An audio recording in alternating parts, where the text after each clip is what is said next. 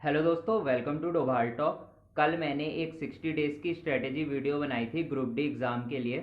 उस वीडियो में ना बहुत सारे स्टूडेंट्स के बहुत सारे पॉजिटिव कमेंट आए, पर कुछ स्टूडेंट ऐसे भी थे जिन्होंने उसमें नेगेटिव कमेंट किए।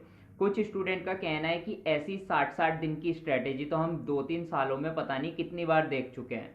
कुछ स्टूडेंट तो यहाँ तक बोल रहे हैं कि अब हमारा पढ़ाई का मन नहीं करता है, अब हमारा मन करता है कि हम सुसाइड कर लें, क्योंकि घर वालों ने हमें घर से बाहर निकाल दिया है। और घर वालों का कहना है कि आखिर कब तक तुम पढ़ते रहोगे, अब तो कमाना शुरू कर दो। और कुछ स्टूडेंट ये भी लिख रहे हैं कि हमारी गर्लफ्रेंड हमें छोड़ के जा चुकी है। गर्लफ्रेंड का बोलना है कि तू लाइफ में कुछ करेगा तो है नहीं, तेरे साथ मैं रहूंगी तो मैं भी सिक्योर नहीं रहूंगी, इसलिए जब तक तू कुछ कर नहीं लेता तब तक हम बात नहीं करेंगे। तो इस तरीके से बहुत सारे स्टूडेंट्स परेशान हो चुके हैं, डिमोटिवेट हो चुके हैं। तो आज की वीडियो ना आप लोगों के लिए मोटिवेशनल वीडियो होने वाली है। लेकिन इस वीडियो में जो भी बातें मैं बताऊंगा वो सिर्फ उस स्टूडेंट को समझ आएगी जो अपनी लाइफ में कुछ करना चाहता है, जो अपनी लाइफ में सीरियस है। और जो स्टूडेंट अपनी लाइफ में सीरियस नहीं है, सिर्फ टाइम पास के लिए वीडियोस देखता है या टाइम पास के लिए इधर उधर भटकता है, उसको मेरी बातें नहीं समझ आएगी। तो ऐसे सारे स्टूडेंट जो टाइम पास कर रहे हैं वो इस वीडियो को अभी के अभी छोड़ सकते हैं, और हो सके तो चैनल को भी यार अनसब्सक्राइब कर देना। अगर आप लोग एसएससी की तैयारी कर रहे हो या फिर किसी भी ऐसे एग्जाम की तैयारी कर रहे हो जिसमें इंग्लिश पूछी जाती है, तो आप लोगों के लिए एक मैं बुक लेकर आया हूं। ये बुक आप लोगों की ग्रामर बहुत अच्छी कर देगी। ये बुक आती है, यहाँ पढ़ लो आप, किरण प्रकाशन की तरफ से। ऊपर लिखा हुआ है देखो, Kiran institute of career excellence private limited. तो ये बुक ना इंपॉर्टेंट होने वाली है उन सभी स्टूडेंट्स के लिए जो यूपीएससी सीसेट की तैयारी करते हैं, एनडीए की, सीडीएस की, आईईएस की, या एसएससी, सीजीएल, सीएचएसएल, एमटीएस, मतलब कोई सा भी एग्जाम जिसमें इंग्लिश पूछी जाती है। इसमें बुक में आपको 570 प्लस गोल्डन रूल्स दिए गए हैं, वो भी एग्जाम्पल्स के साथ। तो इस बुक को थोड़ा खोल के इसका कंटेंट देख लेते हैं। ये देखो इसका कंटेंट। इस बुक में आपको नाउन मिल जाएंगे, प्रोनाउन मिल जाएंगे, वर्ब्स एंड टेंसेस मिल जाएंगे, एडजेक्टिव मिल जाएंगे, मतलब कि वो सारी चीजें मिल जाएगी जो ग्रामर में होती है। तो अगर ग्रामर की आपके पास कोई बुक नहीं है, या आपको लगता है कि आपकी ग्रामर इतनी स्ट्रांग नहीं है और प्रॉपर रूल्स के साथ, एग्जाम्पल्स के साथ आप ग्रामर को पढ़ना चाहते हो, तो आप इस बुक को बाय कर सकते हो। ये बुक आपके लिए बहुत हेल्पफुल होगी। और मैं आप लोगों को एक बात बता देता हूं कि अगर आपकी ग्रामर अच्छी नहीं है ना, तो आप इंग्लिश में अच्छा परफॉर्म कर ही नहीं सकते। तो अगर आपको बेसिक नॉलेज इंग्लिश की नहीं है, ग्रामर आपकी अच्छी नहीं है, तो ये बुक देख लो। आप इस बुक को बाय कर सकते हो, लिंक मैंने डिस्क्रिप्शन में दे दिया है। अभी मैं आप लोगों की ना प्रेजेंट सिचुएशन बताता हूँ। आप लोग दो चीज को लेकर बहुत ज्यादा डर रहे हो। सबसे पहला डर तो आप लोगों के मन में यह है कि हम पिछले 2-3 साल से पढ़ रहे हैं और लगातार पढ़ते जा रहे हैं, पर एग्जाम नहीं हो रहा है। आखिर हम कब तक पढ़ेंगे, आखिर एग्जाम कब होगा।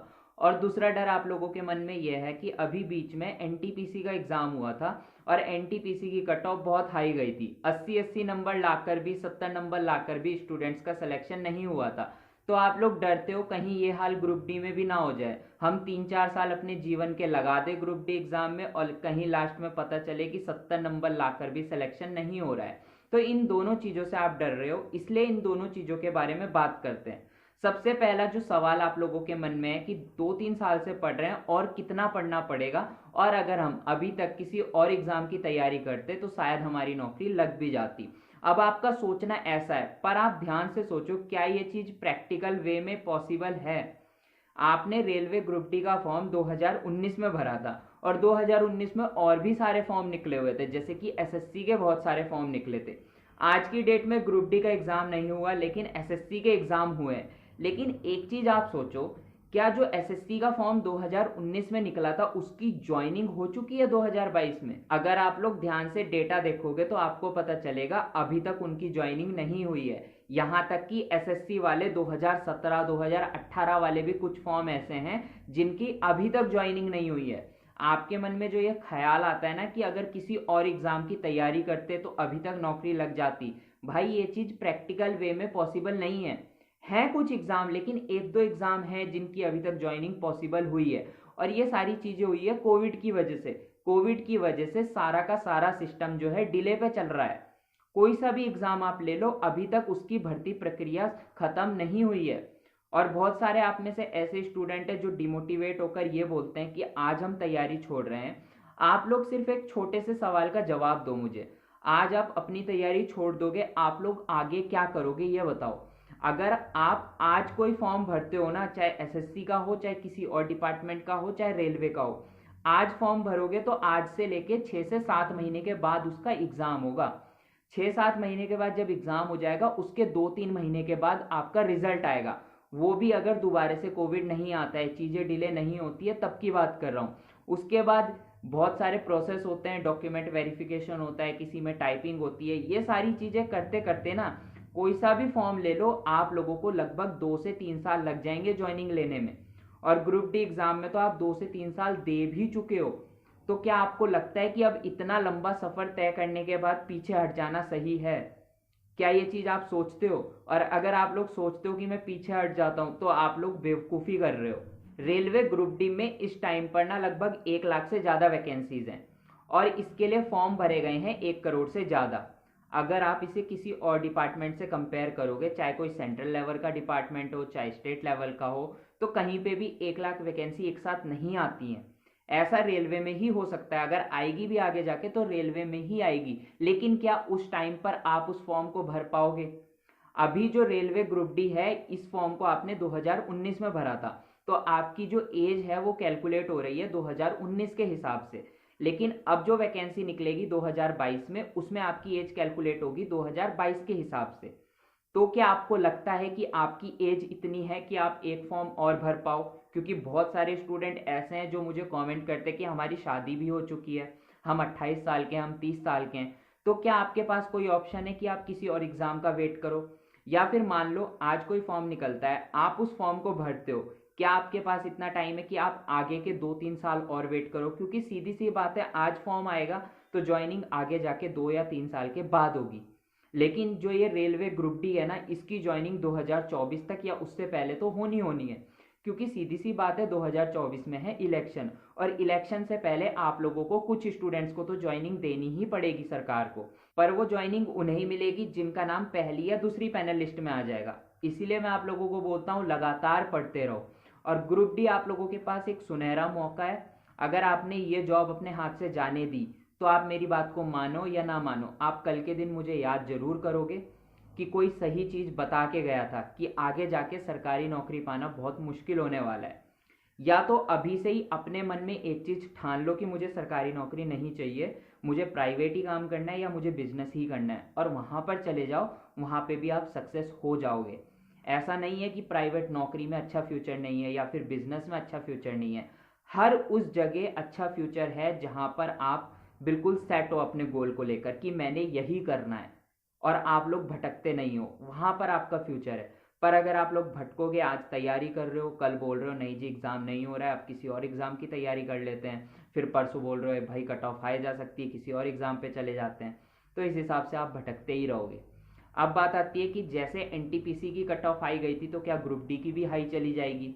अगर हम आज तैयारी कर भी लेते हैं, अच्छा परफॉर्म कर भी लेते हैं, तो कहीं ऐसा ना हो कट ऑफ हाई चल जाए और हमारा सिलेक्शन रुक जाए। देखो यार, पहली बात तो आप एनटीपीसी को ग्रुप डी से कंपेयर मत करो। एनटीपीसी में आपके ना 2 एग्जाम होने थे, और वहां पे जो कट ऑफ बनी है वो लेवल वाइज बनी है, जिसकी वजह से टोटल 7 लाख स्टूडेंट सीबीटी 2 के लिए क्वालिफाई नहीं किए गए, जिस वजह से आपकी कट ऑफ हाई गई है।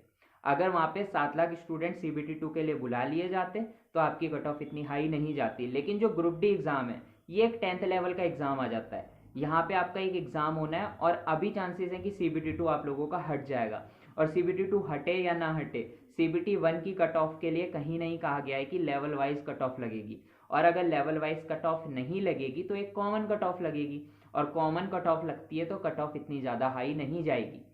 तो ऐसा कुछ नहीं है कि 70 नंबर लाके 80 नंबर लाके भी आपका सिलेक्शन नहीं होगा। मैं कभी भी आप लोगों को ये सजेशन नहीं दूंगा कि आप 50 ही नंबर लाओ या 70 ही नंबर लाओ। आप जितना ला सकते हो उतना लाओ। आपके अंदर क्षमता है कि आप 90 नंबर ला सकते हो तो 90 नंबर लाओ। आपके अंदर क्षमता है आप 80 ला सकते हो तो 80 लाओ। पर मैंने आपको कल भी कहा था, आज भी कह रहा हूँ, 65 रॉ मार्क्स से कम मार्क्स मत लाना। अगर आप इतने मार्क्स लेकर आ जाते हो तो बहुत ज़्यादा चांसेस है आपका सिलेक्शन हो जाएगा। और डिमोटिवेट होके कुछ नहीं होने वाला। आप अगर आज इस एग्जाम की तैयारी छोड़ भी दोगे ना, तो आपका फ्यूचर कुछ नहीं है भाई, इस बात को याद रखना। आप किसी और एग्जाम की तैयारी में लगोगे, पूरा का पूरा सिलेबस चेंज होगा। पूरा सिलेबस चेंज नहीं होगा तभी भी 10 या 15% तो चेंज होगा। उसकी बुक्स खरीदोगे, उसके प्रीवियस ईयर करोगे, मतलब कि एक नई शुरुआत आप करने जा रहे हो। तो अब आप लोग देख लो, अगर आप नई शुरुआत कर सकते हो, 2 3 4 साल और दे सकते हो, तो ठीक है भाई, किसी और एग्ज़ाम में चले जाओ। और अगर आपको लगता है नहीं भाई मुझे और टाइम नहीं देना है, जितनी मैंने तैयारी की है उसको और बेहतर करना है, तो ग्रुप डी एग्ज़ाम में लगे रहो। और कुछ स्टूडेंट ये भी बोलते हैं कि घर की स्थिति ठीक नहीं है तो हम प्राइवेट जॉब करना चाहते हैं, तो करो, जो कर सकते हो करो, लेकिन पढ़ाई को मत छोड़ना। अगर आप चाहते हो कि रेलवे में आपको एक फ्यूचर नौकरी चाहिए, अगर आपका सपना ही है कि नहीं भाई प्राइवेट में ही करना है या बिजनेस ही करना है, तो अपने हिसाब से देख लो जो आपको सेट लगता है। मेरा काम था आपको बताना, मैंने समझा दिया। कल मैंने 60 डेज की स्ट्रेटेजी दे दी थी, हो सकता है आज शाम तक या कल तक मैं मैथ की स्ट्रेटेजी बना दूं, फिर रीजनिंग की आएगी, फिर साइंस की आएगी, लगातार स्ट्रेटेजी आती रहेगी, आप पढ़ाई करते रहो। बात रही एग्जाम की, तो मैंने पहले भी कहा था, अब भी कहा था कि अप्रैल के बाद कभी भी एग्जाम स्टार्ट हो सकता है, तो इस चीज को लेकर टेंशन मत लो। दिमाग में एक चीज ना अपने बांध लो कि 2024 से पहले आप लोगों को ज्वाइनिंग मिलेगी ही मिलेगी। तो ज़्यादा दूर नहीं है ज्वाइनिंग आपकी 2023 में या 2024 में, वो डिपेंड करता है कि आपका नाम पैनल लिस्ट में कौन सी में है। पहली में आ गया तो 2023 में ज्वाइनिंग हो जाएगी, दूसरी या तीसरी में आया तो 2024 तक तो हो ही जाएगी। तो यही चीज़ सोच के पढ़ते रहो, डिमोटिवेट मत हो। डिमोटिवेट होकर कुछ नहीं करोगे, अपना दिमाग खराब करोगे और पढ़ाई में उल्टा मन भी नहीं लगेगा। तो पॉजिटिव रहो, अच्छे से पढ़ते रहो। मिलते हैं अपनी नेक्स्ट वीडियो में, तब तक के लिए बाय।